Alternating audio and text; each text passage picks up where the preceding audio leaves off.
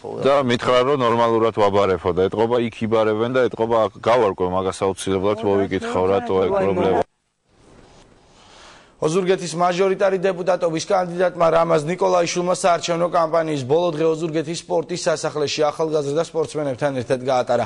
ოზურგეთის მაჟორიტარი დეპუტატობის კანდიდატი საქართველოს ეროვნული ნაკრების წევრების და მწვრთნელების მიერ გამართულ მასტერ-კლასს დაესწრო. საქართველოს ეროვნული ნაკრების წევრები და მწვრთნელები სულ 13 ოლიმპიური, მსოფლიო და ევროპის პრიზიორი ბერძნულ-რომაული სტილის ჭიდაობაში ოზურგეთში მასტერ-კლასის ჩასატარებლად ჩავიდნენ.